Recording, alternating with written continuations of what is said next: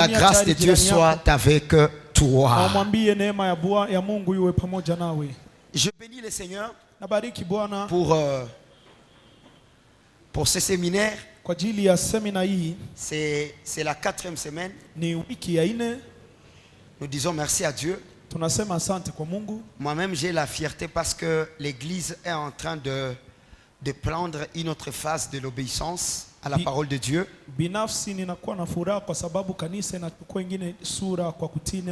C'est ma joie vraiment de vous voir vous accrocher à la parole de Dieu. Et c'est ma joie aussi de vous voir aimer la parole du Seigneur. C'est le genre de l'Église que je disais toujours au Seigneur que je voulais diriger. Je ne serai pas ingrat cette semaine et ce séminaire, j'ai encore vu la bénédiction de Dieu.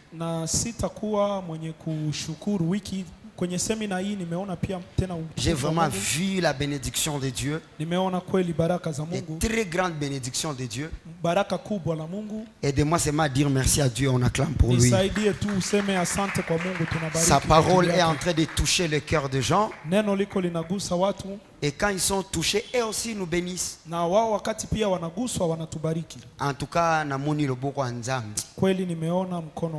et je dis merci à Dieu. Aujourd'hui, je vais toucher 2 points au même moment. Je clôture avec le mur des reins. Et je commence avec la tour de l'Éternel. Ah, ça sera délicieux. Amen. Amen. Hier dimanche, j'ai commencé à parler sur le mur des reins. Je fais juste un petit rappel pour qu'on soit au même niveau d'onde avec ceux qui n'étaient pas là hier. En parlant du mur des reins, Jérémie chapitre 1er verset 18. Jérémie 1:18. La parole déclare: voici je t'établis ce jour sur tout le pays comme une ville forte, comme une colonne de fer et un mur d'airain.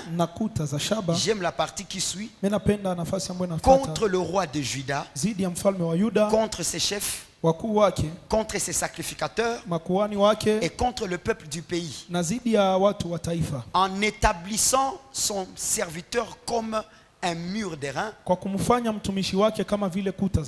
C'est contre le roi de Juda, contre ses chefs, contre ses sacrificateurs et tout le peuple. Et hier j'ai donné une bonne précision.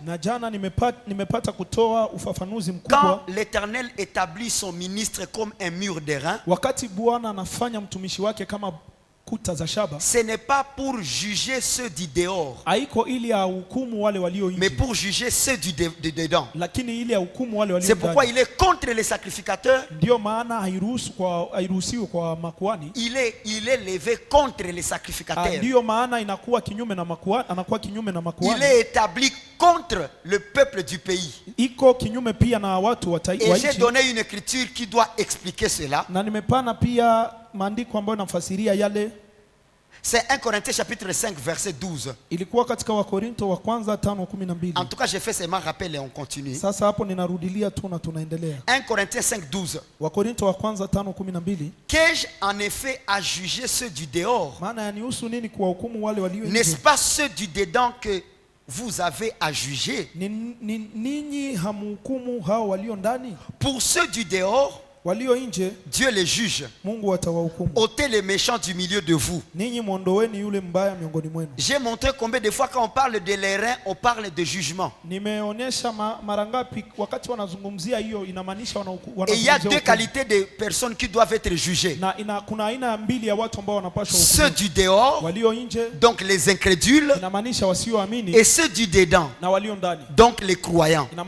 L'Écriture dit: nous n'avons pas à juger ceux du dehors. Nous ne devons juger que ceux du dedans. Ça veut dire un ministre de Dieu, un enseignant apporte un jugement qui est la parole de l'Éternel. Et c'est là que j'ai expliqué la cuve des reins. Tu as parlé de ça hier. La cuve des reins, elle était composée de deux matières. Il y avait les reins et il y a les miroirs des femmes. Et c'est dans cette cuve où il y avait de l'eau. Une manière de dire, quand on venait se laver, on devrait se voir dedans. Et j'ai parlé comment on plonge le regard dans la loi parfaite. La loi parfaite qui est l'évangile. J'ai expliqué, j'ai donné des détails comment l'évangile, c'est le miroir. En regardant dans l'évangile, nous voyons nos imperfections et nous sommes transformés. Et j'ai donné un verset très capital. J'ai aimé ce verset là qui dit qu'on doit amener à l'église d'abord à l'obéissance.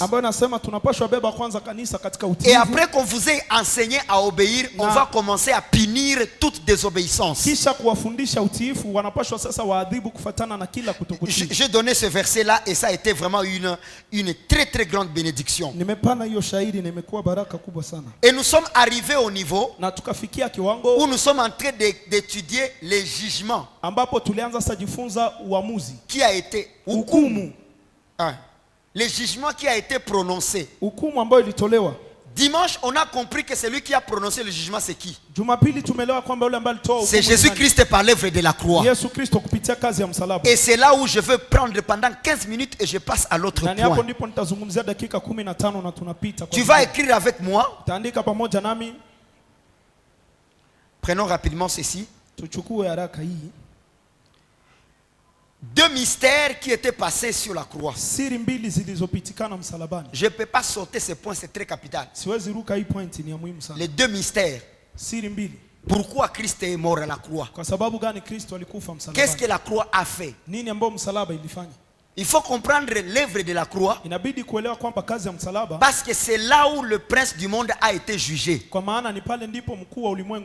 Il n'est pas jugé dans nos prières. Il n'est pas jugé quand nous bâtissons les hôtels. Il est jugé par l'autel de la croix.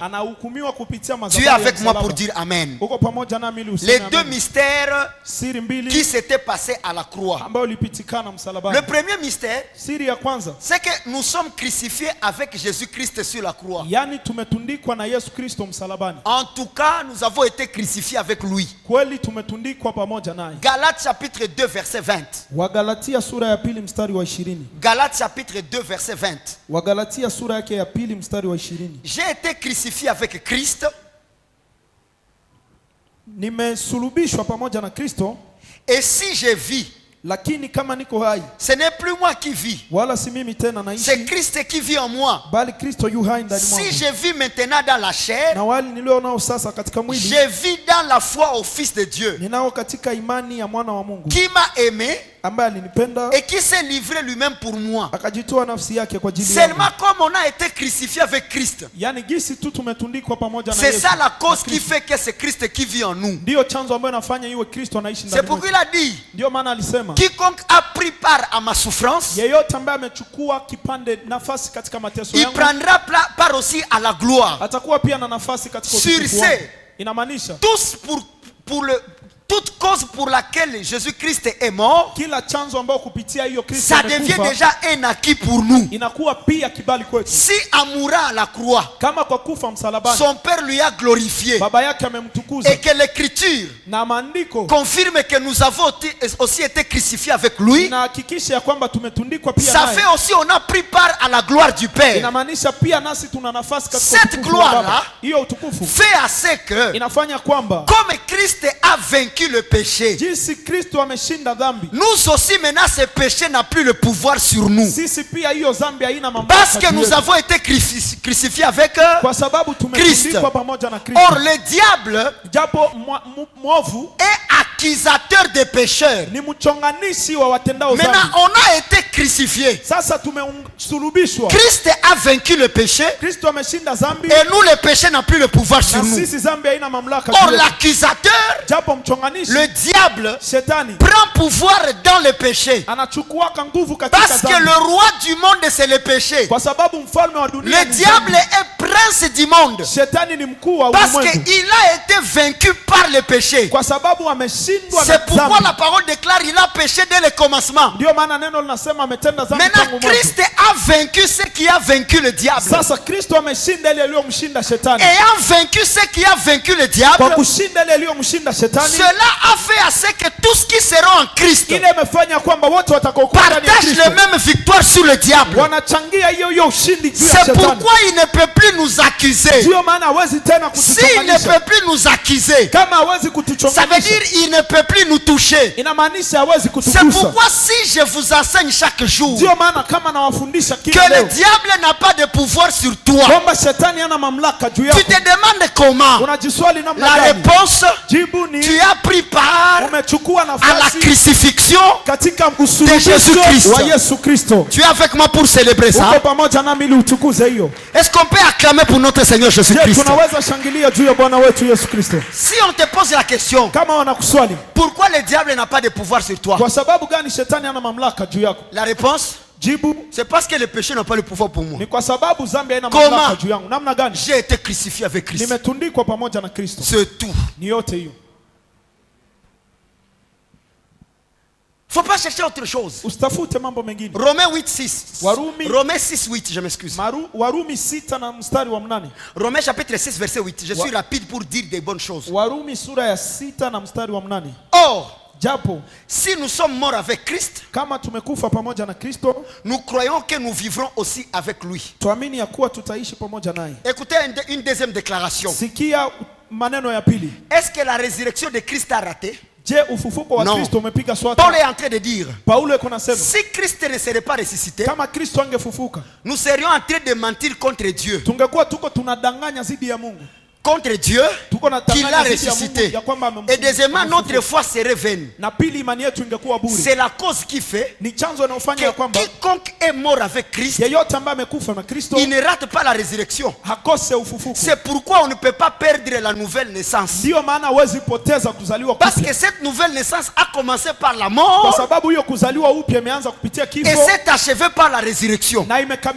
Et quiconque est ressuscité en Christ, il ne goûtera pas la deuxième mort. C'est ce que dit les Écritures. Ça veut dire quiconque a déjà crié au Seigneur Jésus-Christ, l'affaire là de la deuxième mort, c'est fini pour lui.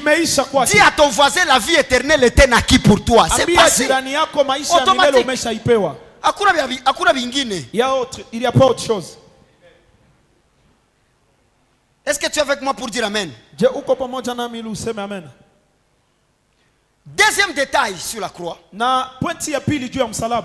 Nous sommes morts avec Christ. Question. Qui est mort?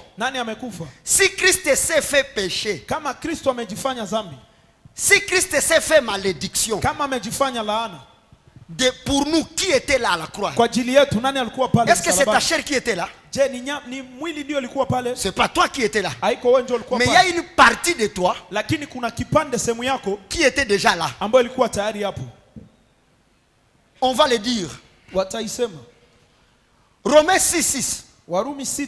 Nous voulons savoir qui a été crucifié. Qui a été crucifié? Romains 6:6 dit, sachant que notre vieil homme a été crucifié avec lui, afin que le corps du péché fût détruit. Aïe, aïe, aïe, aïe, cette écriture elle est dangereuse. Sachant que notre vieil homme a été crucifié avec lui, afin que le corps du péché fût détruit, pour que nous ne soyons plus esclaves du péché. Salut ton voisin, dis-lui ton vieil homme a été crucifié. Notez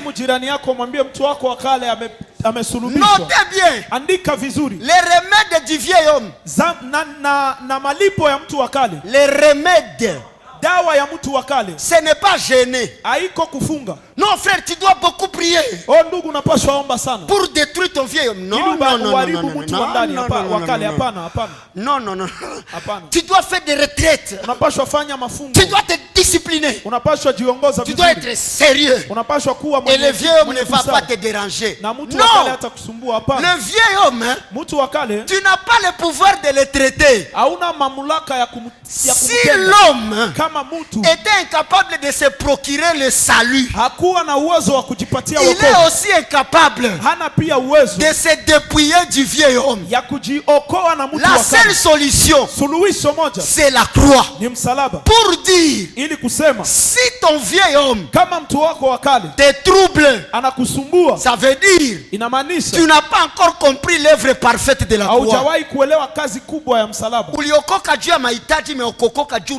Tu as été sauvé pour des requêtes, mais pas parce que tu as cru. C'est clair. Là, notre vieil homme a été crucifié. C'est pourquoi on déclare, tous ceux qui sont nés de Dieu ne pêchent point. Tu vas me poser la question, comment nous sommes nés de Dieu? On ne pêche pas. Mais je sais que moi j'ai fait des erreurs. Moi je pêche. Qu'est-ce qui arrive? Mais est-ce que je ne suis pas pécheur?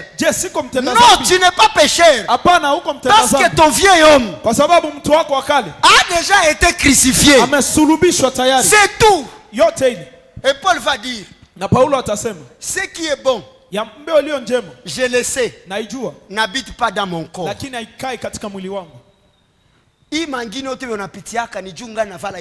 ce que tu traverses, c'est parce que tu portes encore ce corps. Mais dois dire à ton voisin, tu ne dois pas être esclave. Tu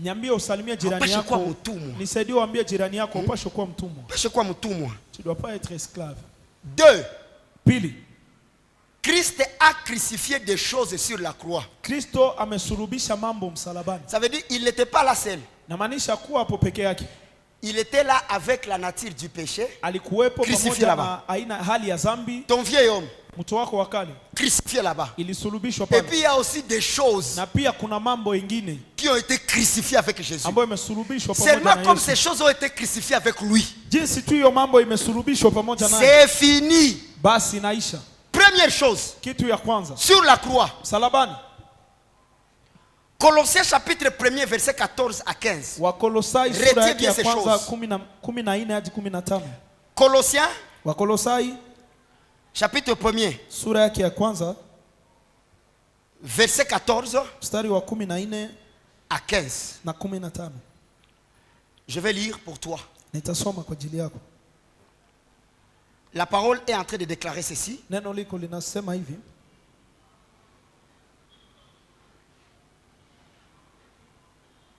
Commençons par le verset 14.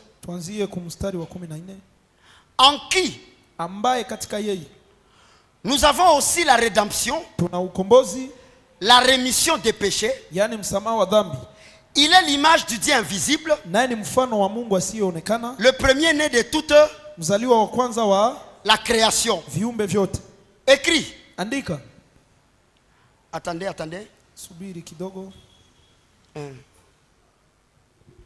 Attendez, j'ai pris un verset qui n'est pas celui-là. Je vous donne le meilleur. Itakuwa baraka sana. Excusez un peu. Prenons celui-ci.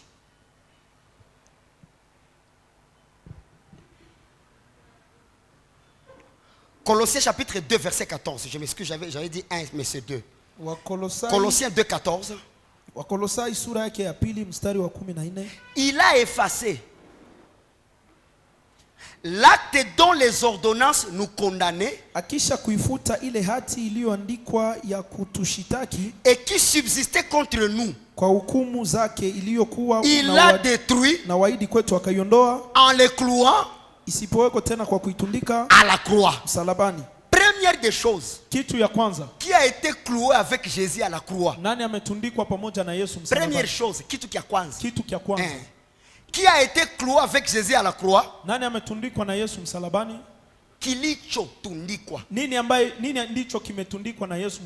La première chose, ce sont les ordonnances. Non, l'acte dont les ordonnances nous condamnaient. Ici, je vais libérer quelque chose de très capital. Ce verset est toujours sujet de plusieurs confusions.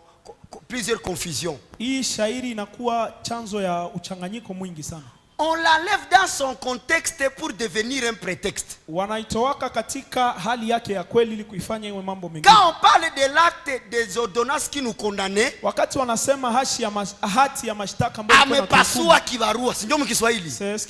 qu'est-ce qu'on nous a enseigné? On nous a enseigné que c'est la lettre que les sorciers ont écrite sur ta famille.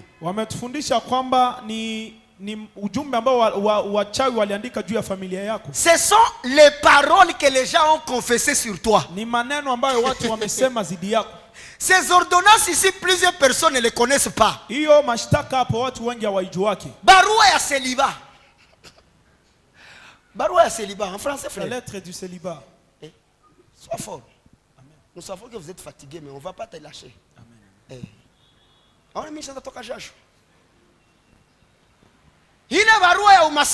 La lettre là de la pauvreté. Non. Apana. Cet acte ici n'est pas ces histoires qu'on nous disait. Quand on parle des ordonnances, ça fait partie de la loi de Moïse. Ce n'est pas ces histoires qu'on nous dit. Il n'y a pas de lettre de la maladie. Jésus-Christ a été crucifié pour effacer ces ordonnances-là. Qui les a données? Les ordonnances. Ce n'est pas l'homme, ce n'est pas le diable. C'est Dieu lui-même qui avait donné ces ordonnances.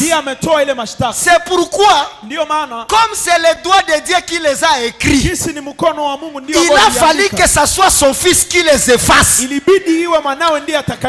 Ces ordonnances-là ne viennent pas du diable. Les ordonnances familiales. Les ordonnances familiales, tu les trouves à l'hôpital général. Tu les trouves aux cliniques quand tu es malade. Mais les ordonnances que Christ a effacées, c'était lié à la loi. Pourquoi? Parce que ces ordonnances étaient charnelles. Et elles n'étaient pas bonnes. Elles ne donnaient pas la vie.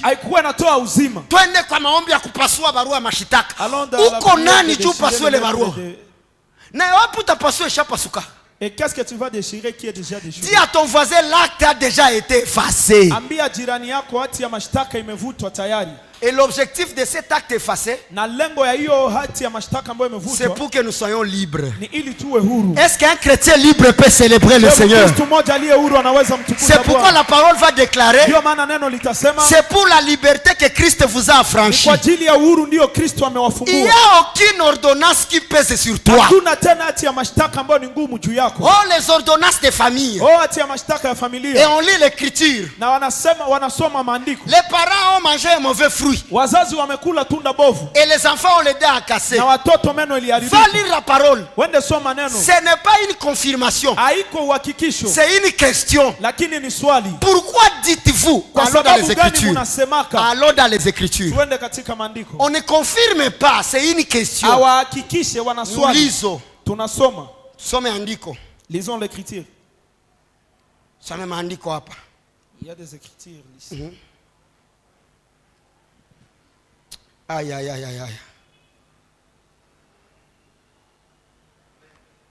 Tusome hapa tubarikiwe kidogo. Tusome hapa.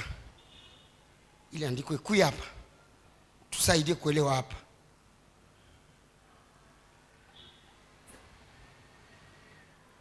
Attendez. Ézéchiel 18 verset 2. Ezekia 18 na mstari wa pili.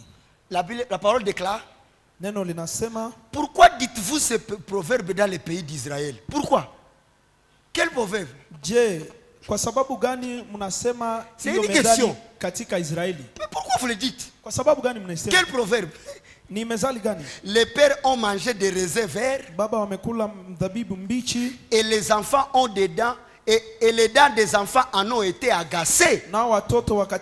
C'est une question. Est-ce que c'est une affirmation? Maintenant la parole va déclarer. Je suis vivant. Dit le Seigneur, l'Éternel, vous n'aurez plus lieu de dire ce proverbe en Israël. Kwenye Israël habana droit kuisema. Nanjo walikuwa sous la loi. À plus forte raison, nous pour qui les ordonnances ont été déchirées. Ukisoma kule chini, la parole déclare, je ne ferai plus payer à l'enfant le péché de son père. C'est celui qui a péché qui connaîtra l'iniquité, qui sera châtié. On utilise ces ordonnances pour nous faire croire qu'il y a une loi, que ce que le père a fait, le fils l'a payé.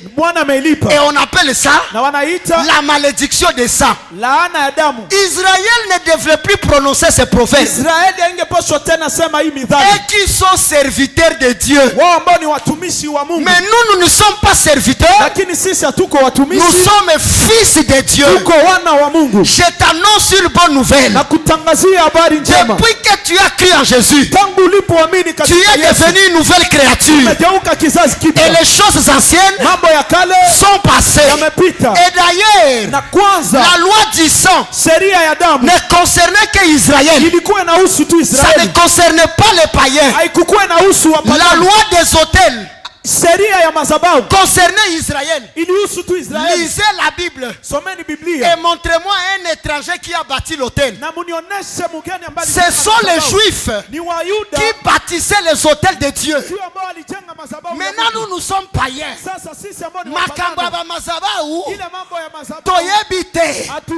Vous étiez sans Dieu, sans droit de citer en Israël. Mais maintenant il est devenu le Dieu de ceux qui étaient loin et le Dieu de ceux qui sont près. Qui était près? C'est Israël. Qui était loin? C'est nous. Le seul autel qui est en action dans nos vies, c'est l'œuvre parfaite de la croix. Les autres autels ne nous regardent pas.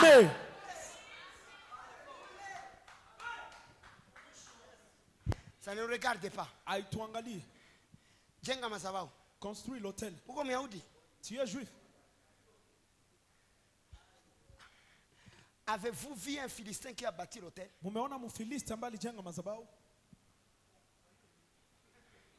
Mais c'était des juifs non enseignés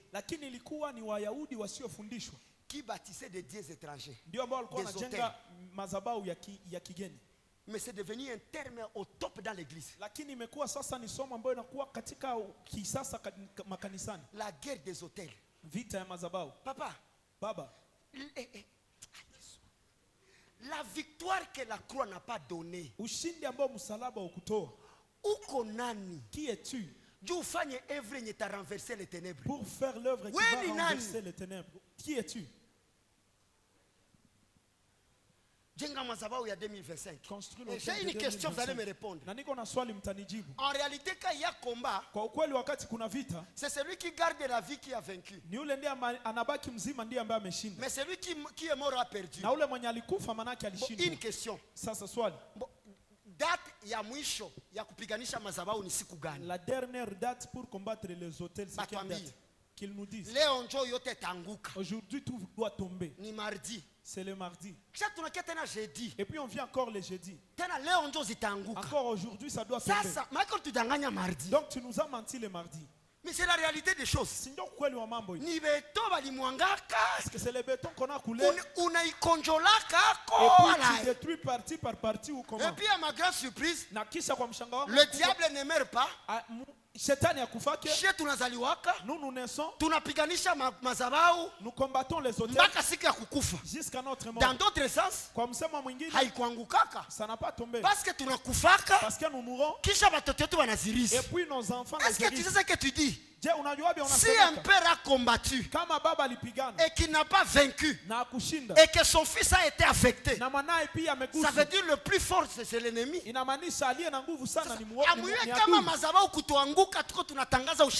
Vous ne savez pas que si on fait tomber l'autel, on tangazo de la force du diable. Depuis le jour où tu as cru en Jésus-Christ, quand il a été élevé à la croix, les hôtels spirituels sont rabaissés. Et quand il reviendra régner, toutes les montagnes seront abaissées. Ça veut dire même quand il monte, il y a victoire. Même quand il descend, il y a victoire. C'est pourquoi nous sommes plus que... Est-ce que la parole dit que tu es vainqueur? Non, tu n'es pas vainqueur, mais tu es plus que. Tu es plus que. Ça veut dire, si un vainqueur mérite une couronne, un plus que vainqueur mérite au-delà de la couronne. C'est pourquoi, comme nous sommes comme plus que vainqueurs, Jésus ne nous donnera pas seulement des couronnes, mais il nous fera aussi asseoir sur le trône de son Père. Non, ça c'est fort.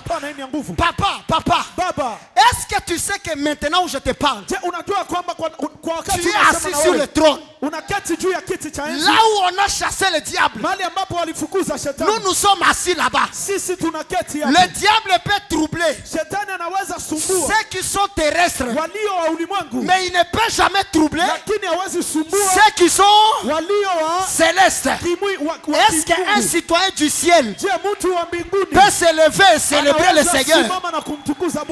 Dis avec moi plus que vainqueur 3 fois. Plus que vainqueur. Plus que vainqueur. Plus. Alléluia. Amen. Moi je ne suis pas vainqueur. Je suis Nico. Gloire qui tape ici mon frère. Tu es qui? Ça veut dire un vainqueur à chaque consommé stock à victoire. C'est quelqu'un qui a déjà consommé le stock de la victoire. Mais un plus que vainqueur, il n'a pas les réserves de combat à gagner. Mais il a une réserve de victoire à confesser. Tu ne comprends pas. Tu ne comprends pas. Ça, c'est pas pour les enfants.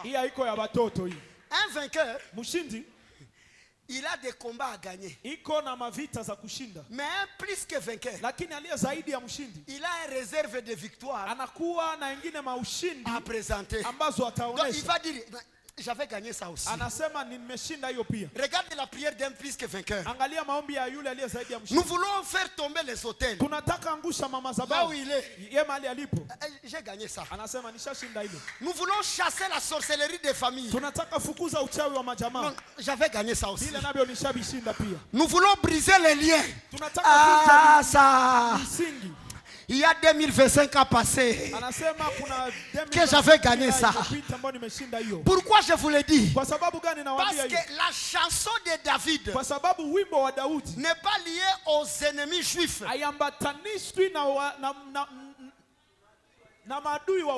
C'est lié à une seule tête. La parole confirme que c'est depuis l'enfance où Goliath était combattant. Mais David, c'était son premier combat. Ça veut dire les mamans ont menti. Or David n'a tué que Goliath. Comment on va chanter? David a tué 10 000. Au fait, C'est la tête de Goliath inamaanisha kichwa ya Goliathi qui avait 10 000 couronnes. ndio ambaye alikuwa na taji 10,000. C'est la tête de Goliath Ni kichwa ya Goliathi qui avait déjà tué 10 000. ndio ambaye alikuwa ameua 10,000. Et en coupant la tête de Goliath, kukata kichwa ya Goliathi, David a retué tout ce que Goliath a tué. Daudi aliua tena wale ambao wote Goliathi aliwaua. C'est pourquoi le diable, Ndio maana shetani étant vaincu par Jésus, kwa kushindwa na Yesu, nous aussi nous vaincons tous ceux dont le diable a vaincu. tunashinda wale ambao shetani alishinda. C'est pourquoi Ndio maana la Bible dit Christ est en nous. Biblia inasema Kristo ndani yetu. C'est le mystère qui était caché Ni siri ambayo ilifichwa au siècle passé. kwa miaka Mais iliyopita. maintenant, Lakini sasa il est déjà imekuwa révélé. wazi, imefunuliwa. Christ est en nous. Kristo ndani yetu. Espérance. Amen. Les victoires sont en nous. Ni kwetu. Ça dit 3 personnes, il n'y a plus des ordonnances. Limia watu watatu hakuna waambia hakuna tena hati ya mashtaka. Ndio maana kwingine maandiko unapaswa somo unasema hii hapana. Ndio maana kuna wengine maandiko unapaswa somo unasema hii wamesha. Est-ce que vous savez qu'il y a des écritures qui sont déjà accomplies? Je, unaelewa kwamba kuna maandiko ambayo yametimizwa tayari? Quand on rentre dans l'Ancien Testament, wakati tunarudi katika Agano la Kale, on lit un verset là où il y a le mot malédiction. Wanasomaka shairi moja ambapo ndani mna neno laana. Quand les autres seront yes. Na wakati wote wengine watakuwa Jésus, wewe utafanya nini? Accompli. Hiyo imetimizwa tayari. Attention. Angalisho. Jésus n'a pas été fait pécheur. Yesu hakufanyika mwenye dhambi. Il n'a pas été fait maudit. Hakufanyika mlaaniwa hapa. Il a été fait péché. Alikufanyika kuwa dhambi. Il a été fait malédiction. Il ne s'est pas attaqué à l'acte, mais il s'est attaqué au système de l'acte. Akupigana na tendo lakini amepigana na mfumo wa tendo. Wow.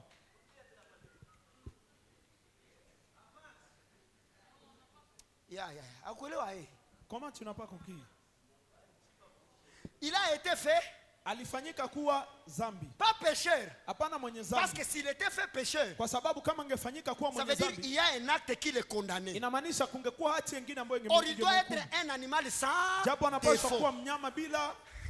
Il n'a pas touché l'acte. Hakugusaka hiyo hati. Mais il a détruit le système du péché. Lakini ameharibu mfumo wa zambi. Ça veut dire tout ce qui était péché. Inamaanisha yote ambayo ilikuwa zambi. Kama ile wakati walikuwa kama waiwa zambi. Si à ce temps-là il n'avait pas encore connu le péché. Même si ça pourrait naître aujourd'hui.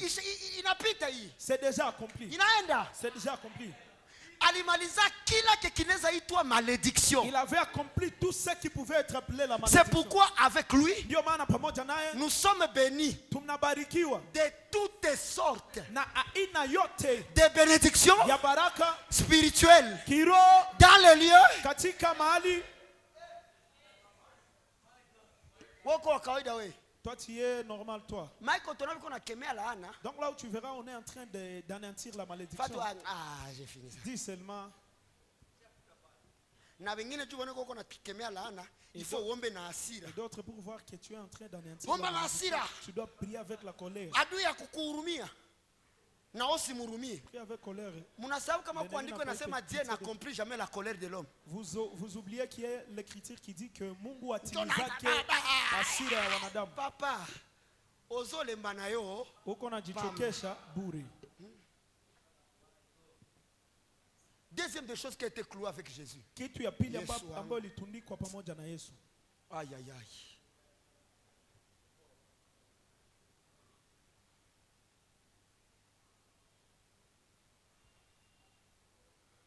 Deuxième des choses. Jésus-Christ a été cloué en faisant disparaître les commandements retournés contre nous. Ça veut dire qui subsistait contre nous. Il les a détruits. Détruits. Les commandements retournés contre nous. Moi, il est l'antique Colossiens 2:14. Dans la même écriture dans Colossiens 2:18. Les commandements retournés contre nous. Frère, il y a des commandements dont aucun homme. Ah, Yesu ko mwanaume papa. La parole déclare. Neno linasema. Mcommandement zote kiziti. Sheria zote si tu les acceptes. Tu les obéis. Kama unazitii. Mais que tu brises un. Na unavunja moyo. Tout ce que tu as fait, c'est zéro. Il faut me poser la question. Ils étaient au nombre de combien?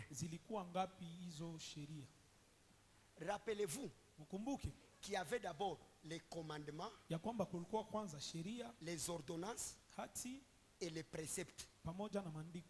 Il y avait 10 commandements. C'est seulement les 10 qui étaient spirituels.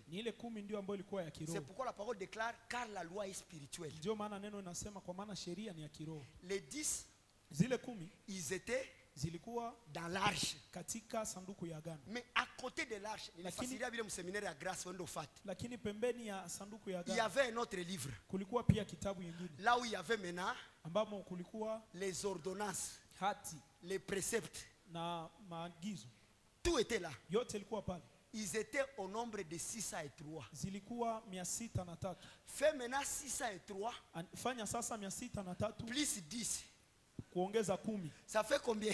613. Or, une année a combien de jours?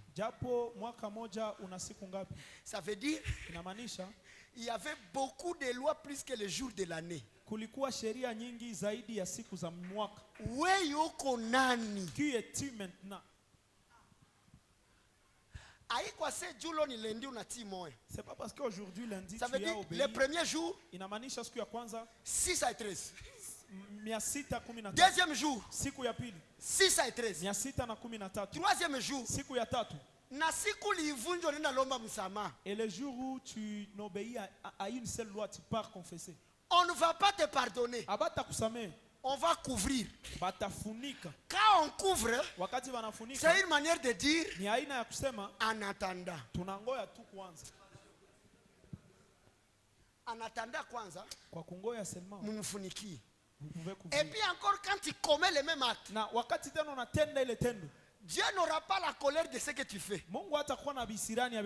Il aura la colère de ce que tu fais, plus ce qui a été couvert. C'est pourquoi quand on parle de Christ a accompli la loi, vous ne comprenez pas ce que ça veut dire. Mais Christ est papa. Il a accompli la loi. Question. Quand il y a la loi qui dit tu ne verras pas la nudité de ton proche. Vous comprenez ça? Et d'autres lois. Vous allez me poser la question. Est-ce que Jésus-Christ s'était retrouvé dans cette condition-là? Et puis il a gagné. C'est ça la question qu'on va se poser. Christ a accompli la loi. Ce qu'il faut comprendre par son accomplissement, c'est que par la loi, nous avons eu la connaissance du péché. Maintenant, Christ, en mourant pour le péché de l'homme, ça veut dire qu'il a accompli toutes les lois qui conduisaient à la mort. Tu n'as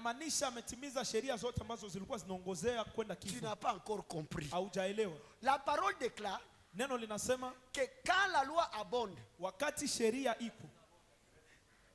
hapana, kwenye loi inaabonde, là où la loi abonde, kwenye loi inarenye, là où péché inaabonde, le péché sera bon. Ça veut dire amplificateur ya zambi ni loi. Ben oui, mage kwenye sheria iko zambi zinaongezeka. Là où il y a la loi, le péché sera bon. Iko ça tuseme hivi. Inamaanisha si on pouvait dire depuis aujourd'hui, tangu leo on ne va plus prêcher en allant à gauche. Hatutahubiri tena kwa kwenda kushoto. Toute personne qui fera ça, kila mwatenda kule, il pêche. Anafanya zambi. Si mnaona zamani, vous voyez, on partait comme ça. Mais hakuna zambi. Comme ça, il n'y a pas le péché. Mais ça tunaiétablir loi. Mais quand on établit ça comme la loi, mwenye ataendaka hivi, celui qui part comme ça, anafa zambi. Il pêche. Qu'est-ce qui fait naître ce péché? Nini nafanya les zambi zali? Ni ile loi. C'est la loi là. Sio kama mnanielewa. Je ne sais pas si vous me comprenez. Kinaingia? C'est là. Maintenant Christ, ça c'est Christo. Tupigie au papa mikono. Devons d'abord acclamer pour ce papa. Il y a une loi. Alikuwa na sheria. Il y a une loi qu'on a établie avec ça. C'est lui qui va comme ça. Yote ambaye anaenda hivi. imura. Atakufa. Maintenant Christ va accomplir cette loi comment? Sasa Kristo atatimiza hiyo sheria namna gani? Hata kuya afanye vile. Il ne viendra pas faire comme ça pour mourir pour nous, non. Il va seulement s'empêcher. Atazuia tu. Vous voyez, wakwenda huku, vous voyez celui qui parle là-bas, anakufa. Maintenant Christ anakuwa barrière. Et puis Christ devient maintenant la barrière. Ya kwenda huku. De partir là-bas. Christ est la fin de la loi. Kristo anakuwa mwisho wa sheria. Pour la justification kwa ajili ya utetezi de tous ceux qui croient. Wote ambao wana. Croire comment? Kuamini namna gani? Kuya. Quand tu viens, wakati unakuya, Christ te dit, Kristo anakuambia, ne va pas là-bas. Siende kule. C'est la loi. Ni sheria. Si tu crois, kama unaamini, comme Christ l'a dit, kama vile Kristo ameisema, aller là-bas, kwenda kule, c'est la loi. Ni sheria. Je n'y vais pas. Siende. Directement, hapo unageuka, tu rentres. Na unaenda huko. Il a mis fin, ameweka mwisho à la loi. Kwa sheria. Haiko msystème asa lipitaka ndani. Tu leo le système où il est passé dedans. Ukipima ienda amu. Parce qu'aujourd'hui si tu oses y aller, inatimia kweli. Ça s'accomplit sur toi. Mais c'est ça non? Nivyo. Mwenye napima timiza sheria, celui qui essaie d'accomplir la loi, natimiza zingine, qu'il accomplisse la loi. Qui es-tu? Kristo anatutoshea bwana. Christ nous suffit. Anatutoshea. Christ nous suffit. Écris, notez bien sur la croix. Andika vizuri msalabani. Notez bien, 2 points. Andika vizuri, point. Sur la croix. Msalabani. C'est ça maintenant la grande bonne nouvelle. Hiyo ndio habari njema kubwa sasa. Hii hapa. Saa ici. Bimba maombi na niua. Les chambres de prière vont me tuer à cause de ce que je vais dire ici. Ce que je vais dire ici. Binamaliza contrat à watu. Ça va déterminer les contrats des autres. Ce que je vais dire ici. Niseme? Que je dise. Même si vous n'êtes pas d'accord, je vais le dire. Je vais le dire. Mimi nakwasa mtoto zamani so ilifaa dega wako nakianda kuchongea usiseme sio naanza pa ba li i ba kuya balifa nini baliva papa. Nous on nous a appelé pour dire la vérité. Si tumeitwa ili tuseme ukweli. Avant de le dire, je vais minata ajuster cible yangu. Kabla ya kuisema, je vais d'abord ajuster le cible. Natapiga. Je vais taper. Minata ajuster quoi cible. Je vais d'abord ajuster la cible. Il y a des églises. Kuna makanisa. Où si on dit. Ambao kama wanasema. Tunatia mapepo pembeni. Nous mettons à côté les démons. Tunatia shetani pembeni. Nous mettons à côté les diables. Tunatia laana pembeni. Nous mettons à côté la malédiction. Tuhubiri. Prêchons. Ile kanisa inaishi. Cette église là ferme les portes. Vrai ou faux? Kweli wala hapana? Il y a des églises. Kuna makanisa. Leur grande mission. Kazi yao kubwa. Ce n'est pas préparer une vierge. Haiko kuandaa bikira. Boy ni face to face na shetani. Boy kazi yabo. Uso kwa uso na shetani. Boy kazi yabo haiko mbili. Leur travail n'est pas deux. Kazi yabo ni moya. C'est un seul. Chie ni mapambano. Nous sommes dans le combat. Maombi ne tombera jamais. Maombi ne tombera. Il tombe wapi? Maombi haitaanguka kamwe. Yanguke wapi? Celui qui est civilisé. Yule ambaye ni wa kisasa. Ni maombi. Yule ambaye ni muungwana anapaswa omba. Chie. Nous bila vingine atuyue. Autre chose là on ne sait pas. Chie ni mapambano na shetani. Non, c'est le combat avec les diables. Et là on va te dire. On peut t'enseigner. Que depuis que tu es sauvé. Tangu uliokolewa. Tu n'as plus de la guerre contre les esprits. Hauna tena vita na maroho. Mais écoutez frère. Lakini sikia ndugu. Est-ce que Jésus a vaincu ces esprits là? Je Yesu alishinda kile maroho. Est-ce que tu ne les vois pas? Je uionake? Banakupiga philosophie. On te donne alors la philosophie, unaona? Et puis on va prendre des esprits de l'Ancien Testament. Na watachukua sasa maroho agano la kale. Zenye zile esprit kwa hazikuyue. Zenye d'abord. Zoe ndio hazikuyue. Ne te connaissent même pas. Hazikuangaikie. Ne se soucient même pas de toi. Na kimaandiko haiko démon. Et même dans les écritures c'est pas les démons. Kama ni démonisé kani siuwe. Je ne sais pas comment on fait. Il y a des cultes. Kuna maibada. Si ce n'est pas combattre le diable. Kama haiko tu kupiganisha shetani. Donc il n'y avait pas l'onction papa. Yani akukukua upako baba. Il y a des églises. Kuna makanisa. Tant que mtu yalalamika, mimi naenda hamuyarudia kunyumba. Tant que quelqu'un n'a pas parce que point fort ya mchungaji yeye ni kupambana na mapepo. Et puis ce qui m'étonne, Jésus parlait, les démons criaient. Mais aujourd'hui, les hommes de Dieu crient, les démons parlent. Si tu toques. Question, qui doit parler? Qui doit crier?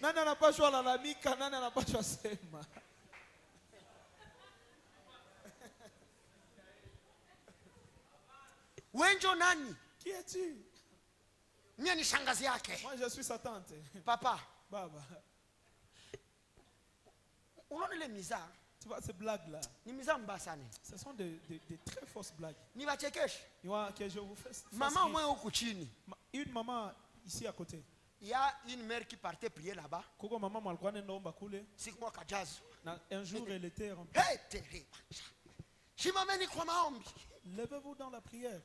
Shetani ametuma pepo mbaya mjini Bukavu. Le diable avait envoyé un mauvais esprit dans la ville de Bukavu. Na hii inakuja kuvutia vijana. Et ceci vient attirer les jeunes. Ile pepo inaitwa Dr. Benjamin. Cet esprit là on l'appelle Dr. Si mungani waambie masolo. Attendez que je vous raconte les histoires.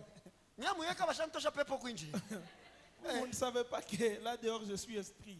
Huyo pepo. Cet esprit là. Kijana wako akimtega masikio. Si ton fils le donne ses oreilles. Na anapotea pale pale. Il est perdu automatiquement. Mukemee hiyo pepo. Vous devez anéantir cet esprit là. Tunakemea Dr. Nani bakemee? Mwala hamunijua kikumbi. Mera anatoka nafika kunyumba anaambia watoto yake. Maman sort de là et dit à ses fils. Dès aujourd'hui.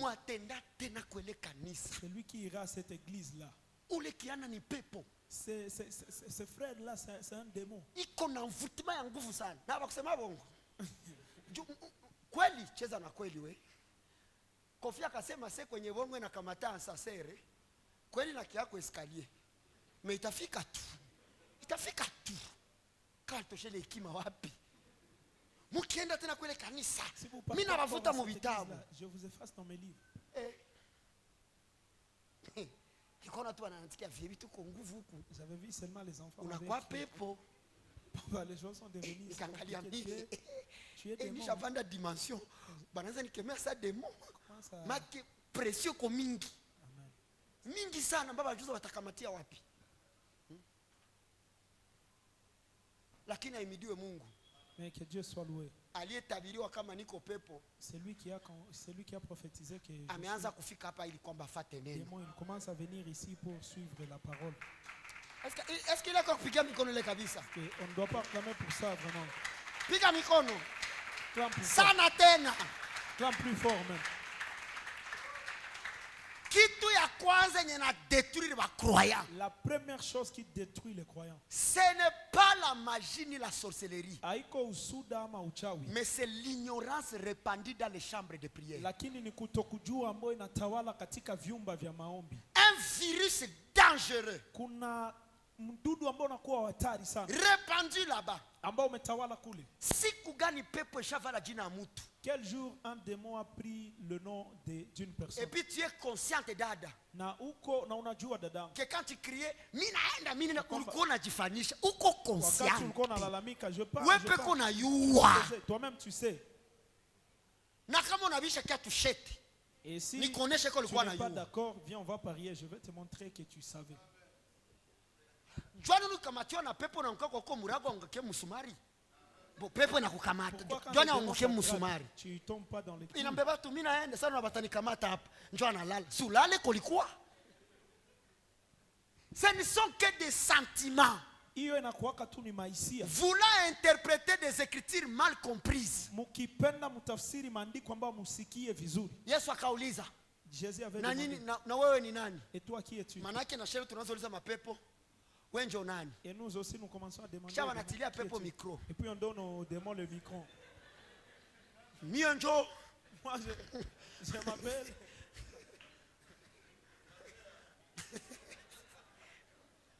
Mionjo. Unipatia hata jina tu mwa hivi ya pepo. Jackson.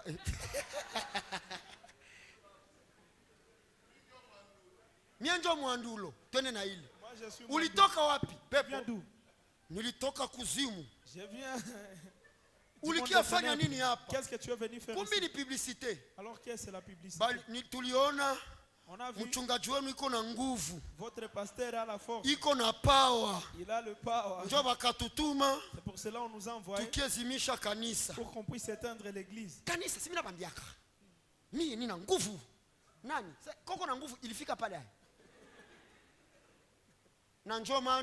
C'est pourquoi nous sommes là. Sors. Si tu toques, je ne veux pas sortir.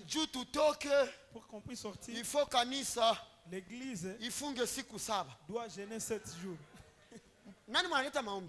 Qui a amené la prière? Qui a amené la prière? Tangazo kanisa kutokea kesho tunaingia katika siku 7 za kufunga na kuomba. Tunauliza ile mpango ya maombi muko nayo? Nous demandons alors le programme là de la prière. Nani aliifunua? Qui a révélé ça? Les démons qui commencent à donner des ordres dans nos églises, frères. Mapepo ambayo inaanza shurutisha watu kanisani, ndugu. Juni mutoke pour que je puisse sortir. Mbaka atoe $100. Il doit donner $100. Papa. Baba. Baba. Suangalia hata mko nalomba $100 lakini. Regarde d'abord la personne à qui tu demandes ça. Ndio sana lamuka pepo likusema amo. Bila $100 haitatoka. Sasa ile pouvoir ya kuchasser démons. Alors le pouvoir là de chasser les démons. Ilienda où est-il? Regarde ton voisin, mwambia funguka macho. Regarde ton voisin et tu lui ouvres. Mie hapa. Moi ici. Subutu kuanguka na pepo. C'est de tomber avec les démons. Kotajikuta. Là où tu vas te retrouver. Hautaanguka tena. Tu vas plus tomber. Kotajikuta. Là où tu vas te retrouver. L'environnement talamukia. L'environnement où tu vas te retrouver. Utasema Splendeur upasha anguka na pepo. Tu diras qu'à Splendeur on doit. Basi wewe unaanguka na pepo unajikuta uko mparfait abiria mchungaji. Jwani usianguke tena. Subutu hapa. Una terrain c'est le makwisi. Tutakubeba pale musantre, utakia tushituko talamuka katikati sa Modric. Unajuza nilifika hapa Dieu comprendre que les méchants ne sont pas au milieu de nous. Amen. Salimia watu watatu waambie tokeo lijazo Roho Mtakatifu hauna pepo. Itoke wapi? Toke wapi? Toke wapi? Bonne nouvelle. Habari njema. Jésus-Christ a dépouillé. Yesu Kristo amemaliza. Il a dépouillé. Kudépouiller ndio amenyang'anya. Kubeba bila kusahau. Yesu Kristo amekusanya na kubeba. Kia tombele habari. Niza wapi? Kuya papa, kuya. Viens nous donner cette histoire. Kuya papa. Uko unaogopa vitu gani? Sio unasema ya makwato nilibisema. Kwato njoo nini? Bilikuwa kutosha yote kudepouiller make ni donc kubeba kila kitu.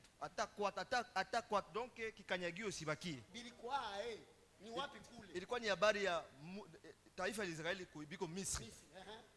Wakati biko Misri, Mungu anasema kwamba ataokoa Israeli. Katuma Musa. Na wakati Musa alitaka kwenda kwenye Mungu alimtuma. Kaka. Amen. Twende. Amen. Bwana Yesu asifiwe sana. Amen. Bwana Yesu asifiwe sana. Amen. Farao akamwambia Musa, hivi mnataka kwenda, muache asi mifugo yenu, muache na manyama zenu. Lakini Musa akamwambia nini? Sisi tutaenda na vyetu vyote, hata kwato yetu haitabaki Misri. Tutakwenda na vyetu vyote, twende tumwabudu Mungu jangwani. Ila ni kubeba. Unaanza kudepouiller njoo. Farine zilitoka Misri. Amen. Zahabu ilitoka Misri. Abakubeba tu byabo, balibeba na byabatu. Njoo sasa mimi natafuta kuelewesha. C'est que maintenant je vais te faire comprendre. Ni bongo ni kweli? C'est faux ou c'est vrai?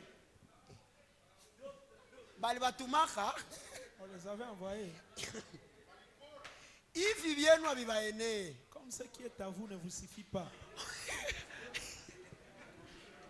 Mwende mukopeshe. Allez même emprunter. Mubalombe. Demandez-les. Kisha buchera. Mwende à partir. Est-ce que balibeba tu maliabo? Interprète. Balibeba tu maliabo? Qu'ils sont partis avec leur richesse. Balibeba aussi. Ils sont partis aussi avec na richesse wapi? La richesse de l'Égypte. Utanuza sasa maana hayo nini? Tu vas me demander maintenant qu'est-ce que cela signifie. Il faut comprendre que si Moïse a compris la loi de Dieu, c'est parce qu'il a étudié la science égyptienne. Il a étudié à lire où? Où? Égypte. N'est-ce pas? Maintenant nous, pourquoi tukiokoka tunaanza ambia mtu acha vya kusoma? Arrêtez les choses des études. Siku za mwisho zinafika. Les derniers jours. Non. Acha ya dépouiller science ya Égypte. Laisse-lui dépouiller la science de l'Égypte. Parce que en prêchant en français, le Saint-Esprit ne m'a pas enseigné le français. Le français par lequel je vous prêche, je l'ai dépouillé en Égypte. Tu ne comprends pas ce que j'ai dit. Je vais t'aider. Beaucoup de gens pensent qu'être sauvé,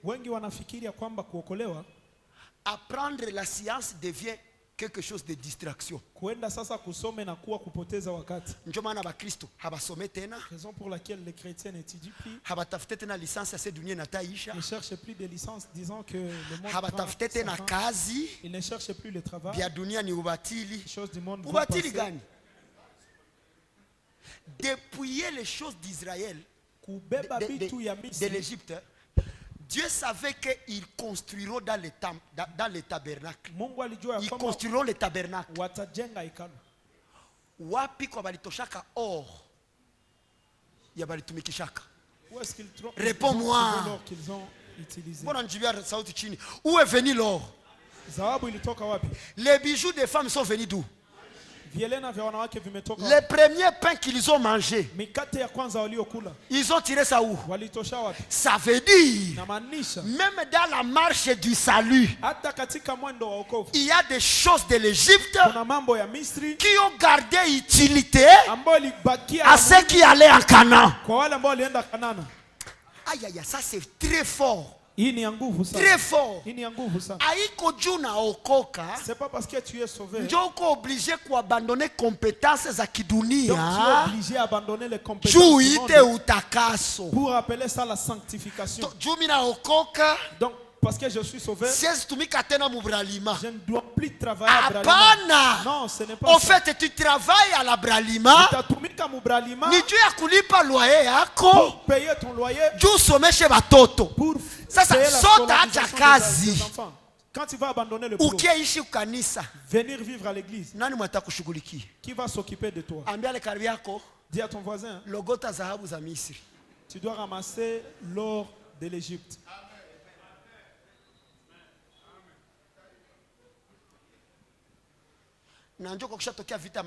C'est là où vient maintenant la guerre des sacrifices. On pense que pour être pasteur, il faut que maisha le kushindaka. Pasteur. Papa, je n'ai pas vu vos photos, vous êtes en train de défendre. N'es-tu pas intellectuel? J'ai vu même avec une grande distinction.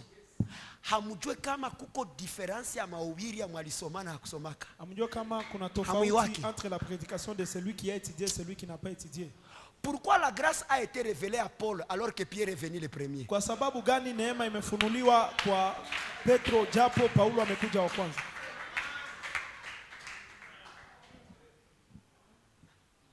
Comme Paul, kama vile tu Paulo était au pied de Gamaliel. Alikuwa kumiguu ya Gamaliel. Il était membre du Sanhédrin. Alikuwa mwanamemba wa Sanhedrin. Il avait d'abord compris la loi. Alijuaka kwanza sheria. Il était bien placé. Alikuwa amesimama vizuri. Pour que Christ lui explique comment la loi de Moïse, ili Kristo amufasirie namna gani sheria ya Musa a été accomplie. Imetimizwa. Et maintenant nous sommes dans la loi de la grâce. Na sasa tuko katika sheria ya neema. Mais wale wengine wote. Mais d'autres là. Sikia injili yao. Écoutez leur évangile. Petro. Tunayashuhudia. Ce que nous sommes en train de raconter. Hatukuyaelezwa. Nous n'avons pas. Tulikuwa pale. On n'a pas dit ça, on était là. Tukasikia. On a entendu. Njoo yake. C'est ce qu'il dit. Yesu mliyemuua. Le Jésus que vous avez tué. Amefufuka. Il est ressuscité. Mais quand Paul vient, lakini wakati Paulo anakuja, il nous donne le pourquoi de sa mort. Anatupatia kwa sababu gani amekufa. Pourquoi? Kwa sababu gani?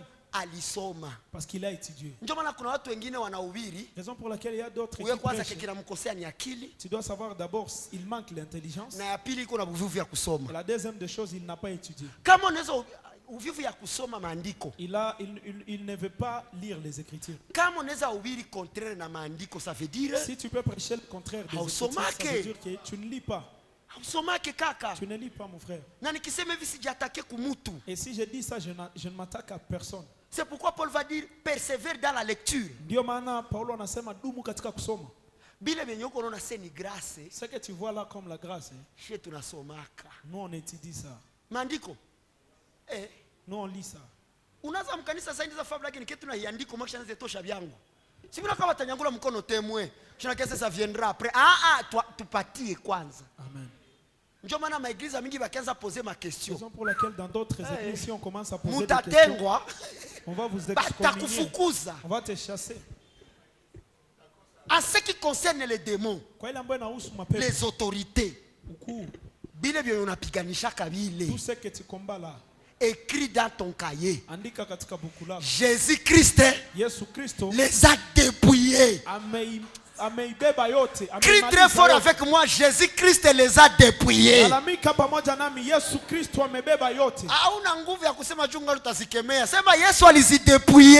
Dis avec moi, Jésus les a dépouillés. Lis avec moi cette écriture. Colossiens chapitre 2. Verset 14. Il a effacé l'acte dont les ordonnances nous condamnaient, qui subsistait contre nous. Il l'a détruit à la croix. Verset 15. Il a dépouillé les dominations, les autorités, et les a livrés publiquement en spectacle.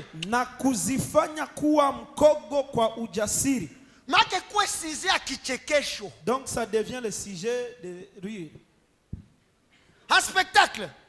En triomphant d'elle. Angalia ile ele ko pluriel. Maake ma domination.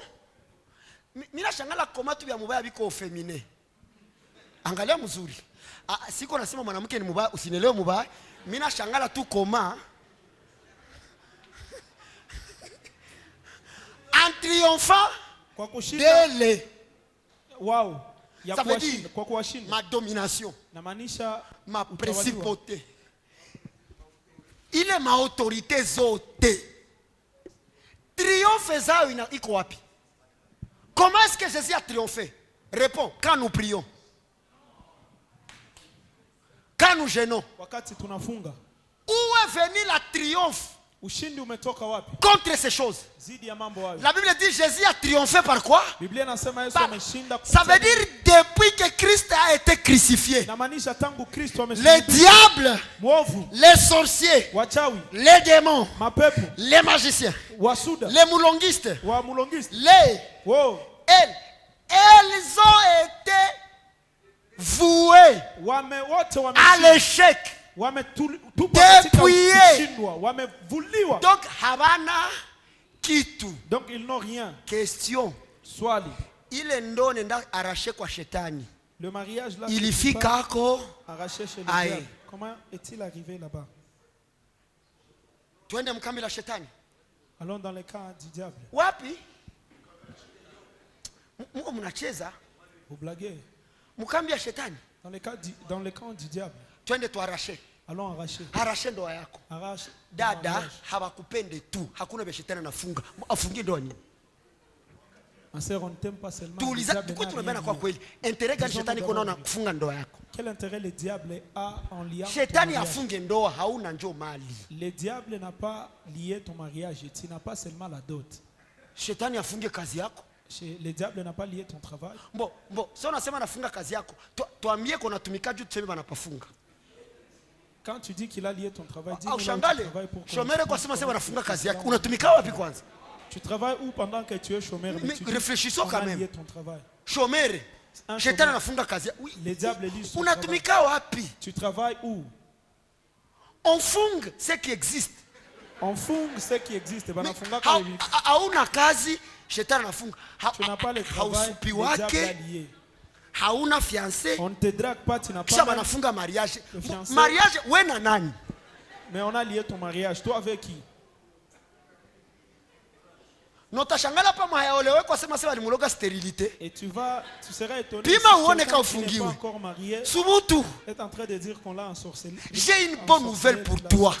Nina ujumbe mzuri kwa ajili yako. Une très bonne nouvelle. Ujumbe mzuri sana. Qu'on ne te fasse pas vivre l'histoire de Job. Wasikufanye uishi historia ya Ayubu. Unaona hapa? Tu vois ici? Mungu akatuma shetani. Dieu a envoyé le diable. Wende uguse vyake vyote. Va toucher tout ce qu'il a. Mais usiguse. Mais ne touche pas seulement. Nini? Son âme. Na weye. Et toi? Shetani kwa chezea mubi yako. Le diable est en train de jouer dans tes choses. Mubi ya nani? Dans les choses de qui? Miole tu tunaanza ibada nianze tushimame tukime nguvu za giza. Papa. Est-ce que nilikuwa mubi yabo jua ke mubi yangu? Mais ba frère tukue quand même sérieux. Shetani hakuchokoze. Le diable ne te provoque pas. Il ne te touche pas. Hauna ta preuve kani yeye. Tu n'as même pas la preuve que c'est lui. Mais unaanza tu. Mais tu commences seulement. Nakemea shetani. C'est ce que je vous ai dit hier. Tout dépend des informations que tu as. Je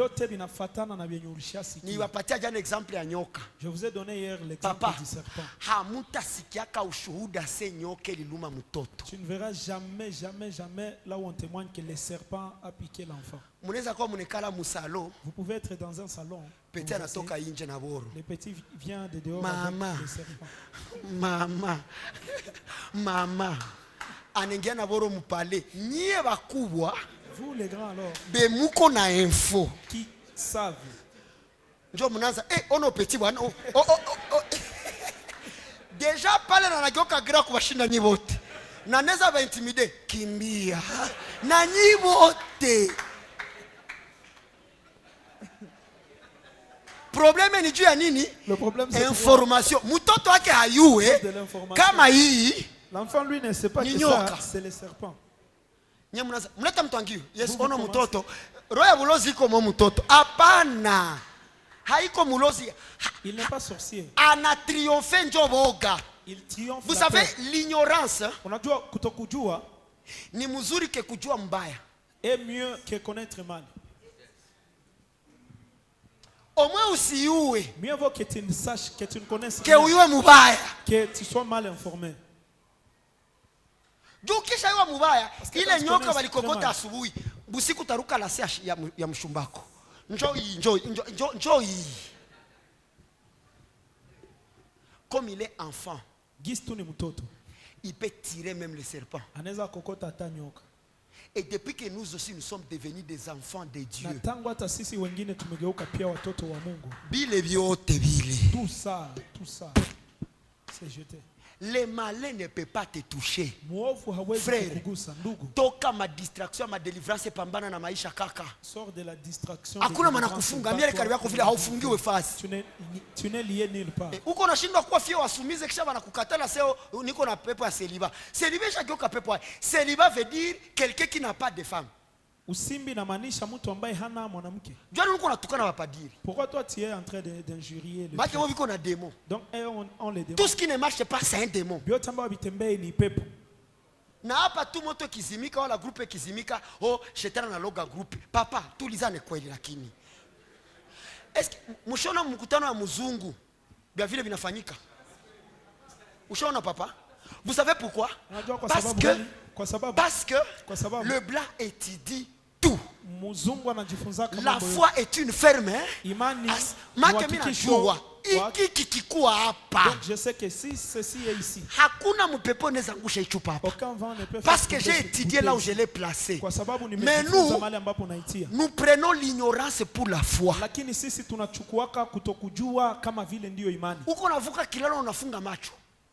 Tu veux traverser kwa imani utanguka.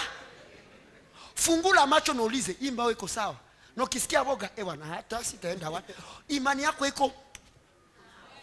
Imani haiko kuingia mu mazone dangereuse na uye kisia kutoka. Imani ni kukatala kuingia kwenye hauyue. Gisu utatoka. Imani yako iko sawa. Mzungu anapangaka kila kitu. Les blancs lui bafle zangu ziko na autant de watts avec un générateur. Avec ça va passer. Mais kwetu kwa kamata Astra, lakini shie unakama tu prends Astra, unaenda tiako ampli ine, tu mets 4, sena zimika bulozi ya chimbunde naza kazi. Hakuna bulozi, ni bafle njo za nguvu kushinda grupe basi. Amen. Jésus Christ les a dépouillés. Salis ton voisin et dis-lui Jésus Christ. Kule hakuna kitu tena. Kule hakuna. Là il n'y a plus rien. Hamwezi niona mimi kupoteza muda kukemea pepo. Nikemele. Vous ne pouvez jamais me voir perdre le temps en train. Parce que je sais que quand tu écoutes la parole bishaisha. Parce que mimi najua que quand tu écoutes la parole. Nabila haya. Usikie tukupatisha ufalme haya. Nililogwa. Ni Yesu wangu. Bali nipika mulonge. Nani? Moi je sais que Dieu me garde. Mimi najua kwamba baba ananichunga. Balogole. Qu'il a un sorcelle. Nekinidaka. Ndoliza vie. Si ça m'attrape, je vais demander à Dieu. Comment c'est arrivé? Nous on n'est pas concernés par ça. Nous sommes dans un autre royaume. J'ai une nouvelle pour toi pour finir. Le diable ne peut rien toucher sur toi, sur ce qui est à toi et ce qui sera à toi. Il ne peut jamais toucher. Lala na amani. Dors en paix. Tembea na furaha. Marche avec joie. Piganisa sasa tu mkristo alifanya nini? Mwenye alifundishwa. Amen. Kazi yangu haifungiwe. Nifanya Naangalia kwa banaafishe ma offre d'emploi. Kama compétences zangu zinaenea. Si mes compétences je postule. Je vais postuler. Mais ayewe CV yako haieneze compétences. Unaenda postulation na kiajenga madhabahu ya kazi. Utalia. Abata kuchagula. Mina kulapi. Baba mina kamata kichwa ya ase gouverneur. Mina kamata kichwa directeur. Mina kisaga. Mina mulotesha jinangu. Alote nini? Si seulement ton CV est en accord, utapiganisha papa. Il y a déjà vu qu'on compétent mbaka banakia mtafuta kunyumba, viens travailler pour nous.